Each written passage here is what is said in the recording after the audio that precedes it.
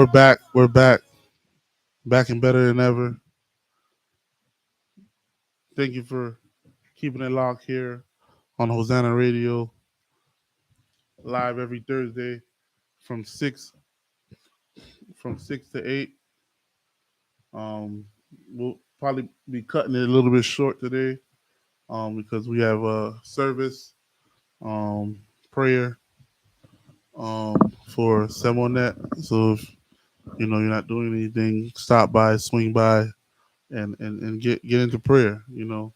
Pray for our spiritual mother. Um, so yes, we're back and better than ever. I just have some parting thoughts, uh, just to catch me up, man. We're 9-3. We're playing great football. Um, Tyreek Hill might break the record this year for 2,000 receiving yards. And I mean, how far have we come? I mean, I remember back in the days we was always having these conversations. Um, is Tua the guy? Is Tua, you know, the franchise quarterback? I guess we can say that now that he is the franchise quarterback of the future. And the other question that we also had when it comes to Tua was, will he stay healthy for one season? And the answer is yes. I mean, for the most part, we got 5 games left, and shouts out to Mike McDaniel. He's done a great job. He has, you know, what he has done. He has, you know, created an offense where he virtually, you know, can't get touched, and that's what we want. We don't want nobody touching um, Tua, um, and and that's what we want.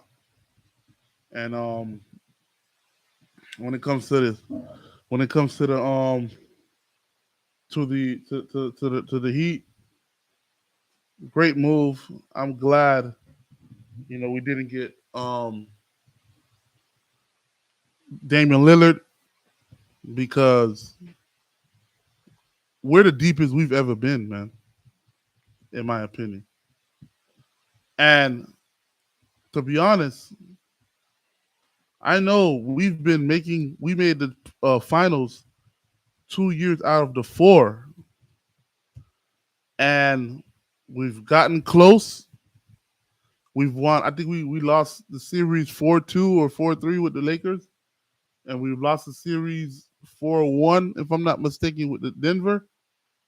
But at the end of the day, we made the finals.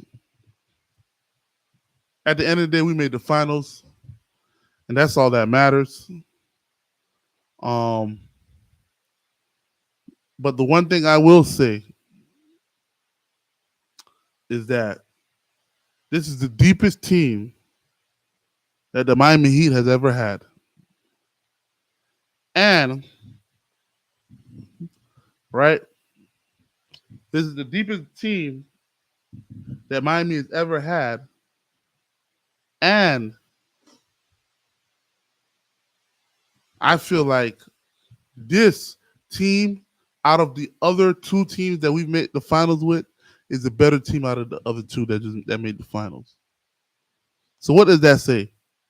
So if I'm telling you this team, Miami Heat, this version of Miami Heat, this version of the Heat is better than the last two final teams, that tells you that tells me and tells you guys that if we reach the finals again within the next couple of years, or this year, next year, we can win the championship. And me personally, man, You don't understand how much I want, how much I need Jimmy Butler to win a championship. Because here's the thing. I know people I could never say, see, this is going to be crazy. This is gonna be crazy what I'm gonna say right here. Right? And what I'm saying right here is Dwayne Wade, he was the kickstart to the Heat culture, right? And I get all that. He is the he is the he is Heat, the Miami Heat. But I'm not gonna lie to you. I've never seen so much of an impact in the culture, in the fabric of the organization that one person has made in 3 to 4 years. He was not drafted by Miami. He was not he was not he was not how can I say it? He was not drafted by Miami. He was not he's not he was brought in through a trade. So that means like he wasn't developed by us. He was a external acquisition, right? Dwayne Wade was drafted by us. We get it. We drafted him, we developed him, and he is Miami through and through. But one thing I will say, Jimmy Butler in the last 3, 4 years, what he has done with Miami, brought Miami. Let's think about this. He has brought Miami to two finals appearances, two finals appearances, right? In 4 years. Let's think about this. He has brought Miami to two finals appearances in 4 years. That is a, if you look at it in a math perspective, that's 50% of the time he's bringing you to the playoffs. He's bringing you to he's bringing you to the finals.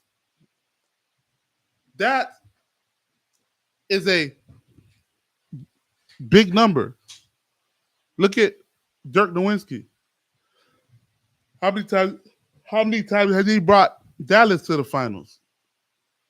One time. How many times did he play? How long has he been with Dallas? 16 years. Who else? Allen Iverson. He played with Philadelphia for 10, 12 years. How many times did he bring him to the finals? One time.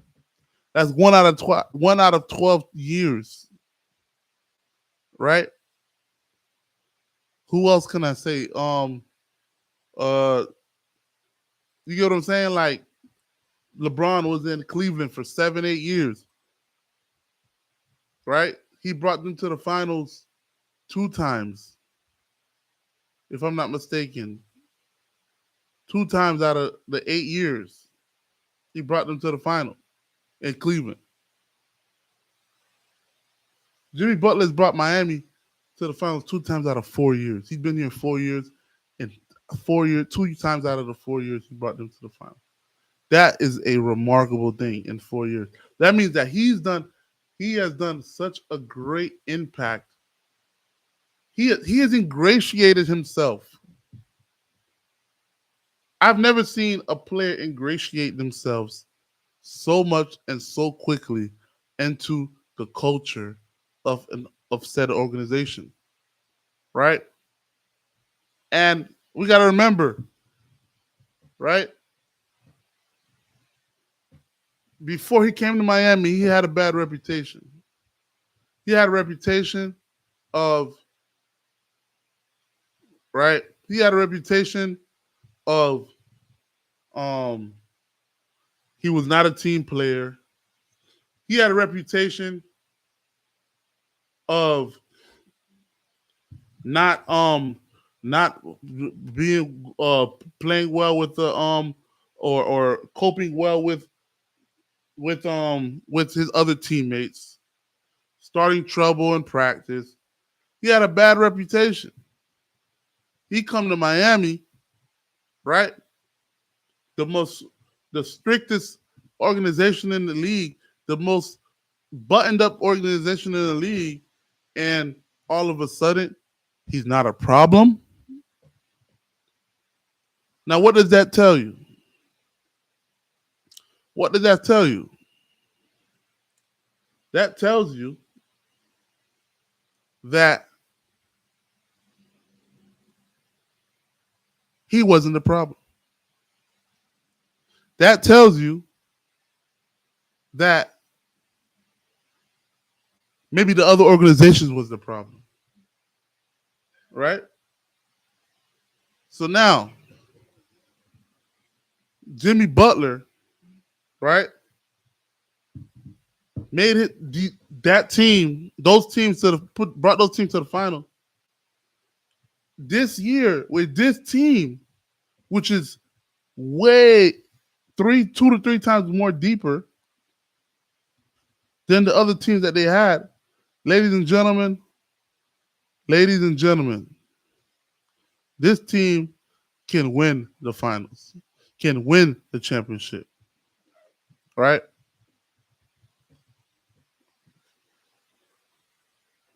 We got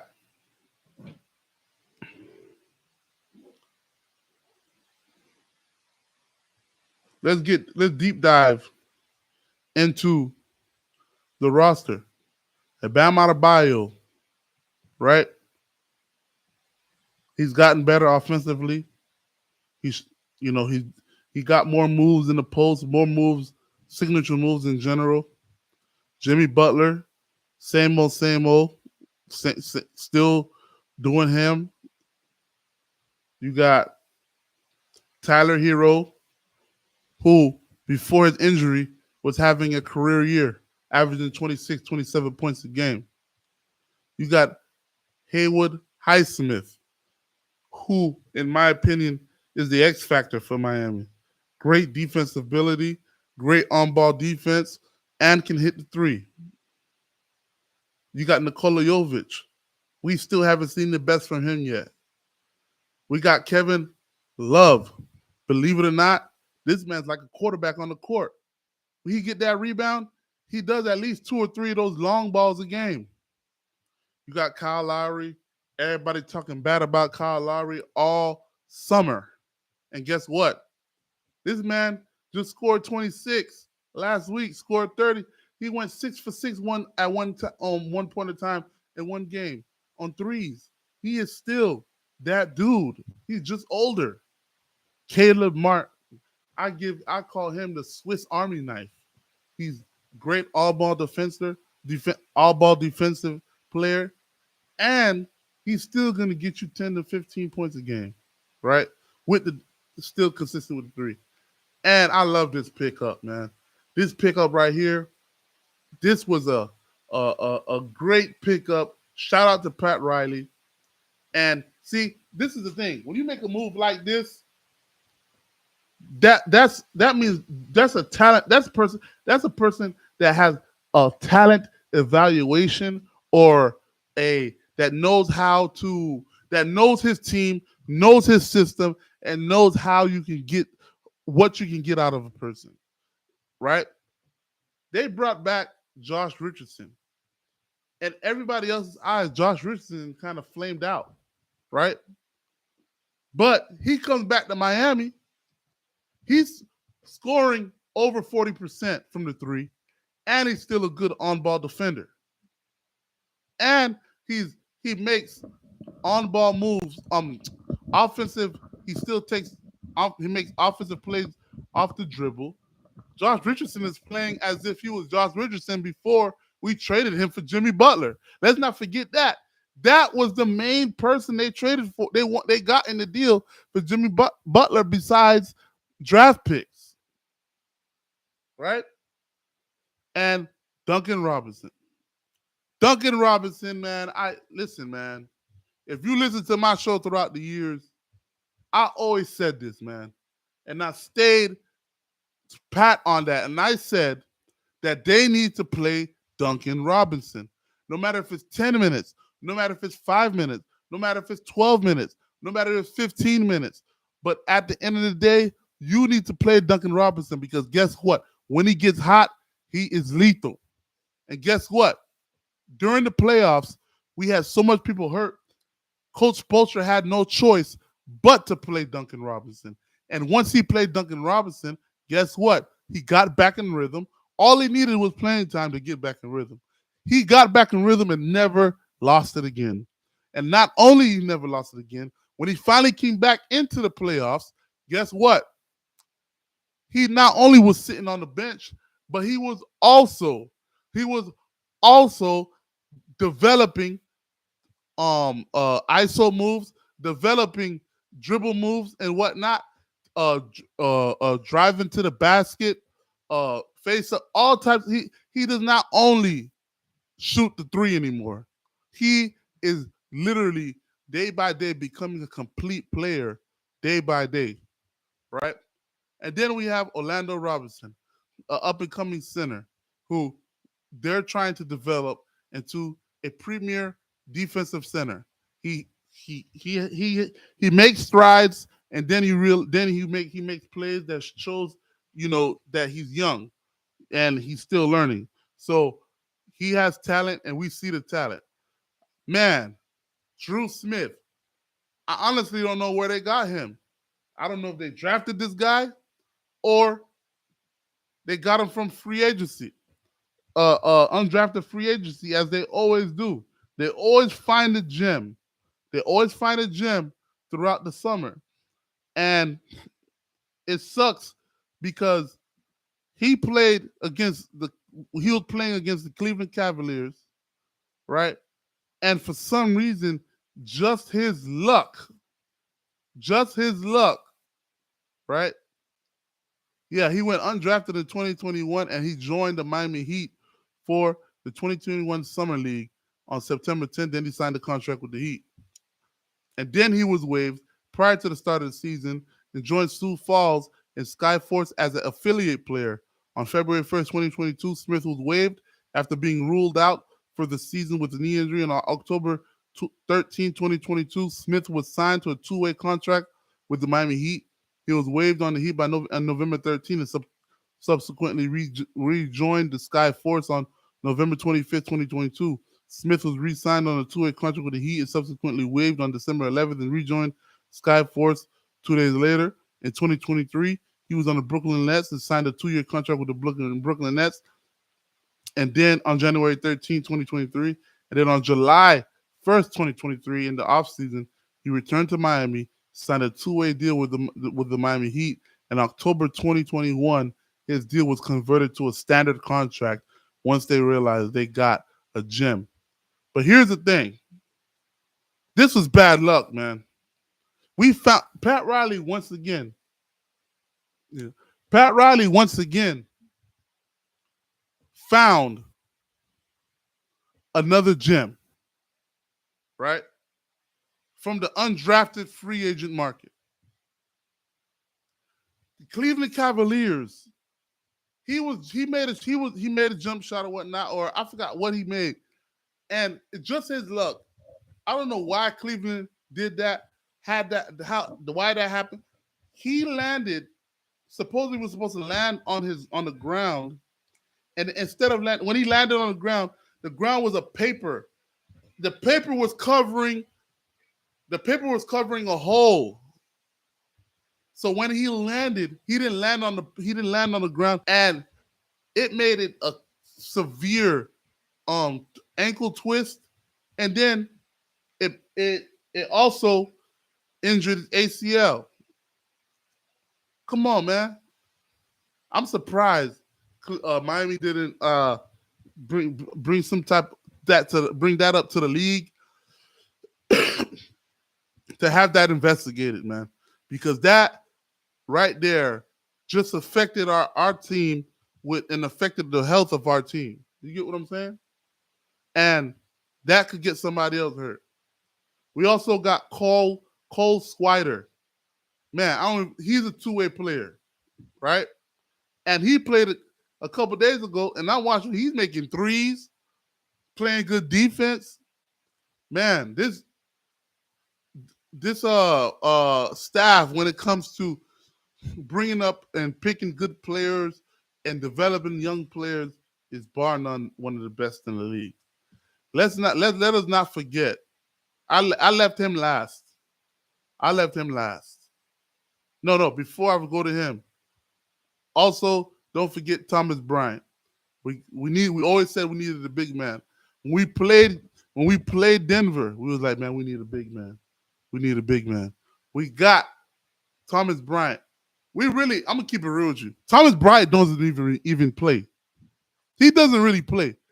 They signed Thomas Bryant for the playoffs when we gotta play Joel Embiid, when we gotta play Nikola Jokic, when we gotta play all these big men. That's why Thomas Bryant is on the team.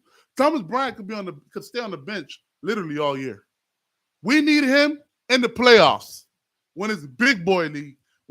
When all of a sudden those big men are pounding the paint, and because Adebayo needs help, he can't do it all by himself. You get what I'm saying? So now people saying we need one more big, and they're saying we should go back and get Hassan Whiteside. That's what I heard. That's what I heard. Mitch going crazy like heck no.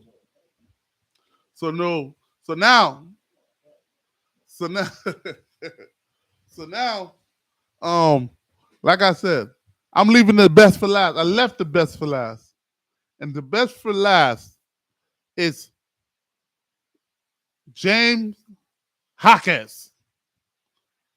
That I kid you not, man. Let me start clapping. Let me start clapping. Let's start clapping, man. The reason why I'm clapping is because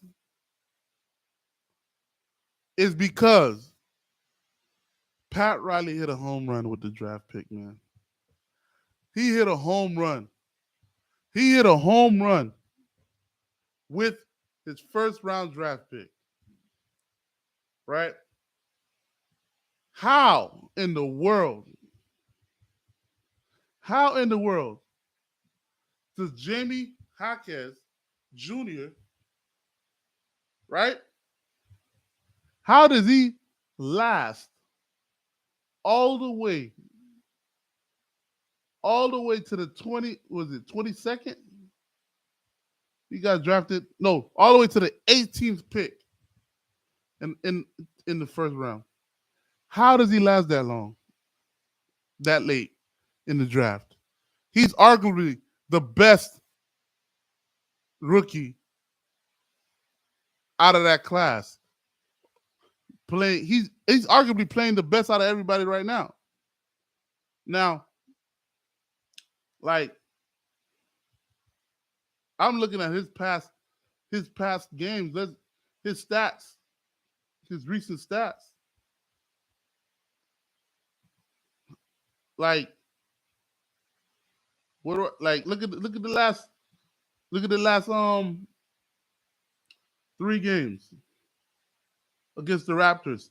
15 points, 2 assists. 32 minutes, 15 points, 2 assists. 29 minutes, 11 points, 3 rebounds, 3 assists, 2 steals. Against the Pacers, 33 minutes, 24 points, 8 of 13 shooting, 5 rebounds, 1 assist, 1 steal. He's averaging 27 minutes, 12 points, 38% from the 3, 4 rebounds, 2.5 assists, 1 steal. Like, this is his rookie year. His rookie year, he's averaging 12 points. Right? Look at against Milwaukee, 14 points, 4 rebounds, 6 assists. Right? The next against Brooklyn, before that, 18 points. 18 points, 5 rebounds, 4 assists. Come on, man. Come on. That right there is is what is going to bring us to the top when it comes to the finals and whatnot. Because when Hero comes back, we're already 12-4 without Hero. And I hate this. This is what I hate. Like a lot of people saying, "Oh, we play better without Hero. Let's trade Hero." Are you insane? Are you insane? You trying to tell me if we did not have Hero, you trying to tell me if we didn't have, let's say, you trying to tell me if we didn't have Hero in the finals, we wouldn't have won against Denver? If Hero was playing he was healthy and scoring 20 to 25 points a game with the team that they already had last year going up against Denver, you trying to tell me Miami wouldn't have had a chance to win that game or win that series? Come on, man. Let's stop with this, man. Let's stop with that, bro. Let's stop with that. Tyler Hero, you guys need to stop disrespecting that man. His name was ran through the mud all summer because, Portland didn't want him. Miami don't want him. Miami trying to trade him, and then Portland don't want to take him. His name was ran through the mud all summer. You guys was trashing this man all summer as if this man was a scrub. This man is averaging 26, 27 points a game this year before he got hurt.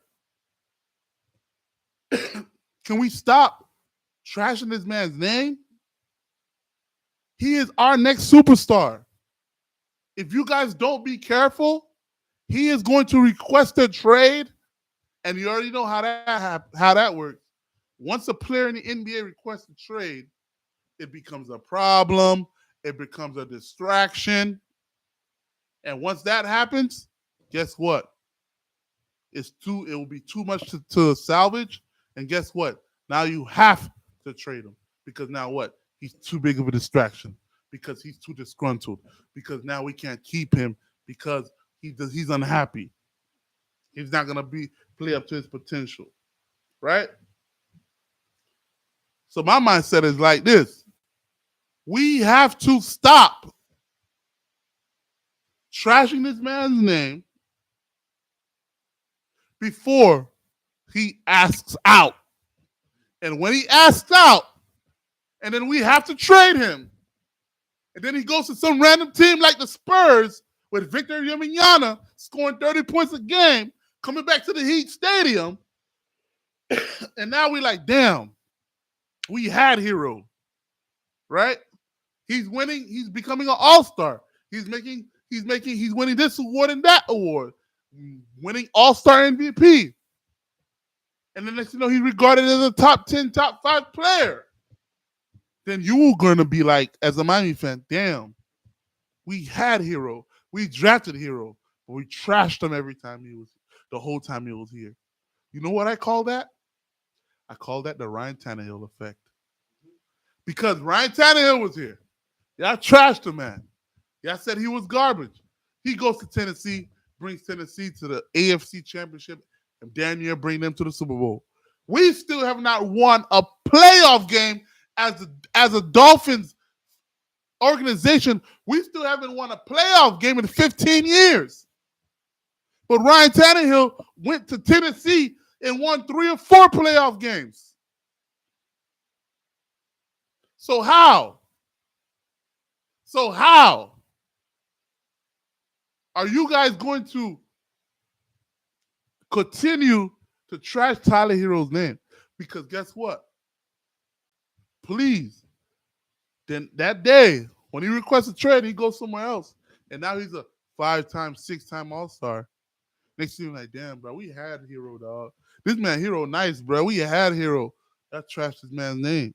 So before that happens, Let's see, because I have a problem with that myself, right?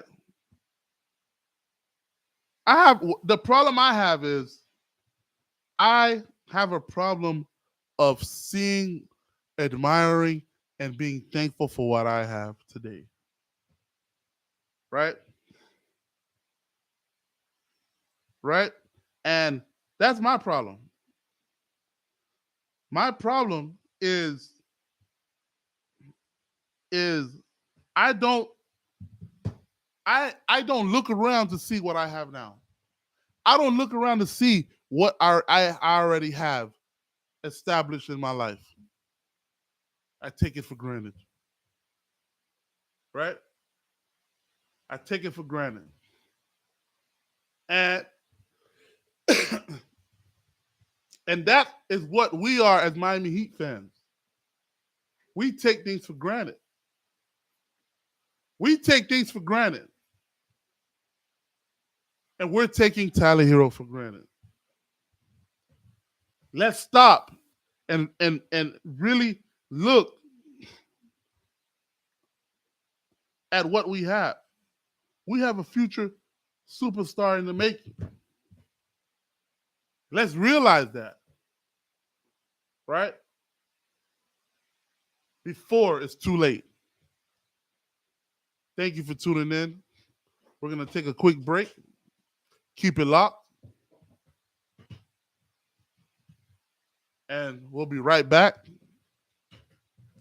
Thank you once again. Thank you, thank you, thank you. We'll be right back for the last segment. This is the Deus Sports Show. Once again, every Thursday from 6 p.m.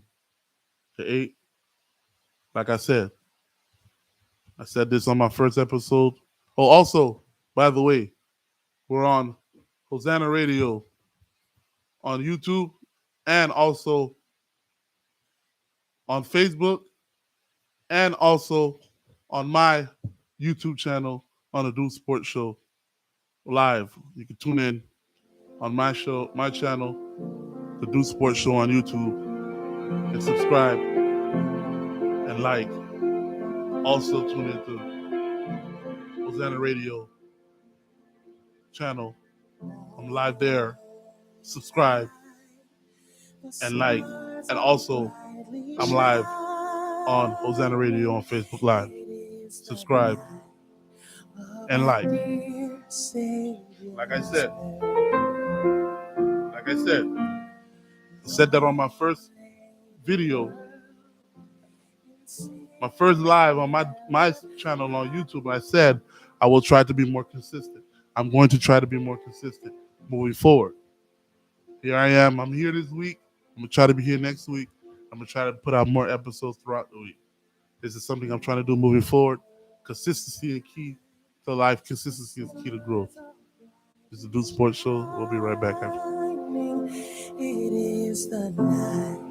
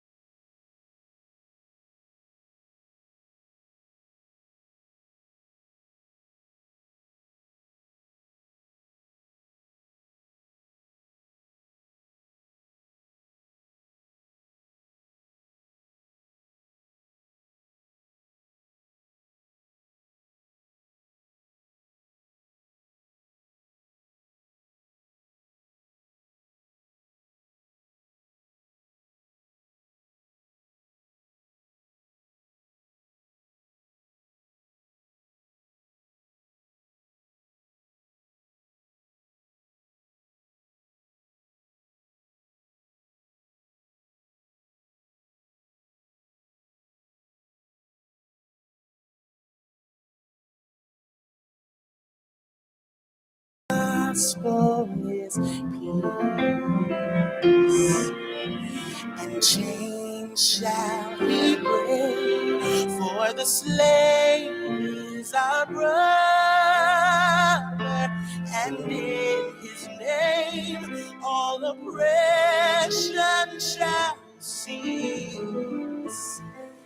Oh, sweet hymns of joy, in grateful chorus praise, we let all within us praise his holy name. Christ is the Lord. Oh, praise his name forever. His love and glory evermore proclaim.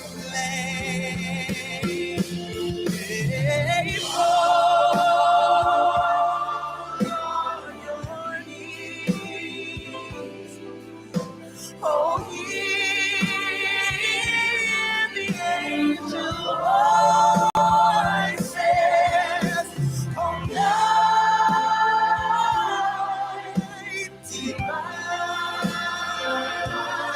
Oh, night when Christ was born. Oh, night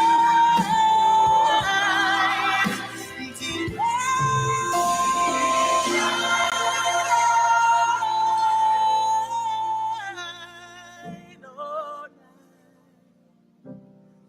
Oh, night divine.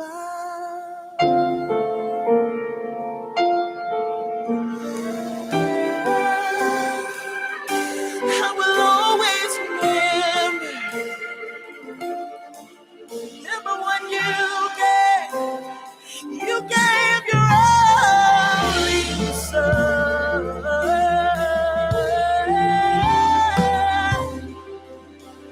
We'll never forget. Fall on your knees. Oh, hear the angel voices. Oh, night divine. We're back. We're back. Back and better than ever. Thank you for tuning in. Um, we're gonna switch gears. We're gonna get into the tournament, the NBA tournament, end season tournament, and on what we're watching right now, Indiana versus Milwaukee, and man, Halliburton is changing. He's changing the narrative for his name. Like he is he there right now is 42 seconds left. Indiana's up 122-114 against Milwaukee. Uh, they just scored. Now it's 116-122. Malik Beasley just fouled Brown, and he's going to the foul line with 35 seconds left in the in-season semifinal. Um, Bruce Brown, wherever he goes, man, the team elevates. He was just with Denver last year, man, and he decided to leave the championship team and come to Indiana. But like I said, when it comes to this game, man, Halliburton is cooking, man, and nobody expected Indiana to be in this in-season tournament semifinal, and nobody expected them to lose to Indiana I mean, nobody expected Indiana to beat Milwaukee. Everybody expected Milwaukee to beat them, and now Indiana is going to knock out Milwaukee. Um, man, he just hit a nasty step back, and he hit and he what and he and, and he watched this. He like, oh, I just got what he did. I just figured out what he did. He hit the Damian Lillard on him. He hit the Damian Lillard on him, and 15 assists, man. 27 points, 15 assists. That's lethal, man. That's lethal. That's beyond Chris Paul type stuff right there, man. And he is breaking out right now. And I got to give it up to Adam Silver, man, because I remember when the when the when they first brought up this in season tournament, everybody was like, "Why would is this gonna turn out good? This and that." I kid you not, man. I didn't realize why he did the in season tournament until after I was watching the games. And you know why he did it? Because around this time, players are not playing; they're resting. Players don't really care. They're not playing as hard as they normally do, like in the playoffs. And I'm watching a game in December, November, and when I'm watching the games, it feels like I'm watching the playoffs. I promise you. I feel like I'm watching the playoffs. I feel like this is the playoffs right now. But it's in the season. This, I gotta give you a bravo, Adam Silver. I gotta give it to you. This is a great. This is a bravo. Whoever thought about this was I mean, it's genius move because the in-season tournament will be on forever. This is not going to go away. So now, for people who has been watching NBA for years on end, and you're not used to watching the NBA during the football season, you have to watch the NBA during the football season now because guess what? You're watching playoff basketball during the football season. You're watching playoff basketball before playoff football even starts. So, can you understand the genius mindset behind it? We watch the playoffs after playoff football. And then the NBA said, guess what? We're going to give you another playoffs again before playoff football again. We're watching NBA playoffs twice before we could even watch the NFL football again. So what does that tell you? That tells you that that the NBA has put a product. They just won. Indiana wins 128-119 against Milwaukee and advanced to the championship. Coming up within the week. And what they have done is they have put playoff basketball in the beginning of the season. And now, like, I'm watching playoff basketball right now, bro. And guess what? This is another thing. We're watching playoff basketball right now. The players are into it, right? The players are playing hard. And it's interesting. People are watching. It's not like you don't have stars sitting out because guess what? They want to win the tournament. It was a genius move by Adam Silver. Man, this was amazing. This will stay. And this will move on. Will stay on forever. There's never going to it's never going to come out. This move. The in-season tournament is here to stay, man. It is here to stay. It is here to stay, bro. From here on until forever, we will have the in-season tournament. And and it's amazing that they thought about this. And guess what? Like, if you don't know about, like, I had to do my research. I had to do my research on this.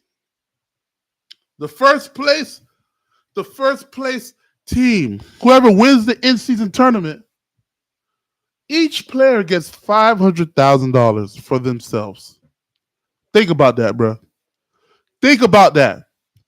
Each player who wins the in-season tournament gets $500,000. It's not $500. It's not a $500,000 pool. No, it's each player gets $500,000. Right? Second place, the runner-up, the team who loses in the finals. Each player gets $200,000. Guess what?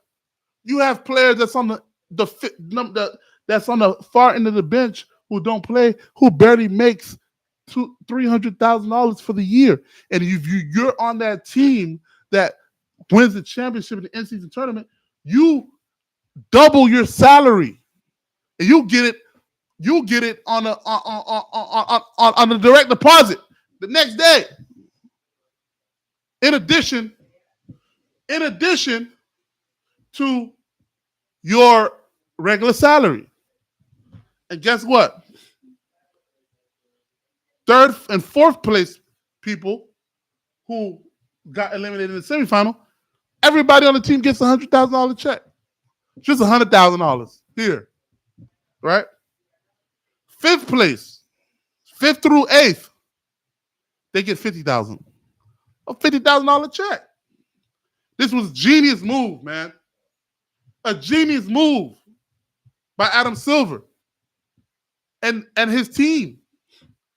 Because guess what? Not only everybody wants to win the in-season tournament, but guess what? If I'm a top 8 team in the in-season tournament, I get money in my pocket. You get what I'm saying? Think about that, bro. Think about that.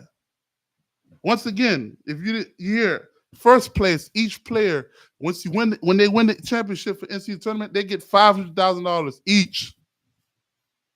Second place, $200,000 each. Third place, $100,000 each. Fifth through eighth, $50,000 each. Bruh. Genius move. And guess what? You know what else I like about it? Throughout the season, players sitting out, this and that. We don't really know. We have a idea of, okay, who's going to be the top teams, but we don't know how it's going to play out until it's time for the playoffs. Now, with this in-season tournament, you actually playing hard and playing as if you're in the playoffs. You know how your team's going to play in the playoffs right now. So now, look at Milwaukee. Milwaukee just got outed by Indiana. Milwaukee's like, damn, we supposed to be a finals contender. We just lost to Indiana in the in-season tournament. So now my mind says, like, if I'm a general manager for Milwaukee, I had got a front view or a preview of how my team's going to look in the playoffs. Now, if I want to make a move, I make a move. If I say, no, you know what, maybe it's not going to work out. You're going to know if it won't work out before the playoffs start. And that's also a benefit for you. That's also, like Miami, the only thing I don't like about what Miami went to the NCAA tournament, I ain't going to lie. Jimmy Butler sat out like one or two of those games, bro. And I'm like, damn, bro, it's an in-season tournament. Like, I felt like if Miami really busted their butt, they probably would have won this in-season tournament. But couple of the in-season tournaments, Jimmy Butler just sat out like, let's go. I'm like, come on, bro, you could have played. It's an in-season tournament. But Miami's like, nah, we focus on the finals. I get it. But dang, bro, like LeBron said. LeBron said the only reason why he's doing it, he's interested, because you got those players on the other side, on the that's on the end of the bench who don't play, who their salary is only $200,000-$300,000. Now, if we win the whole thing, everybody get $500,000. That doubles their salary. They get 500. He said, "I'm doing it for my teammates on the back of the bench." You get what I'm saying? They don't make that much money. Imagine getting $500,000 just going straight to your bank account, and you don't. And your salary was only 200,000. Bravo, bravo. Shouts out to the league, man. This very entertaining. Tyrese Halliburton, he's breakout star. Man, hit the step back on him and hit the dagger, right? And then he hit the Damian Lillard. It's Dame time. It's all right, man. Thank you for tuning in, man. On the Deus Sports Show on HosannaRadio.com, .org or .com, .org. Also, um, Hosanna Radio on YouTube, Hosanna Radio on Facebook Live. I was not on Facebook Live today. I will fix that next week. I was on the Deus Sports Show on YouTube live today. Um, I will not be uploading on Apple, Spotify, and all major platforms. Uh, when it comes to the podcast, I'll try to get back to that next week. But thank you for tuning in. If you want to rewatch this episode or whatnot, it will be on my channel, the Deus Sports Show on YouTube. Subscribe, like. Thank you. It's a Deus Sports Show, and we'll see you next week.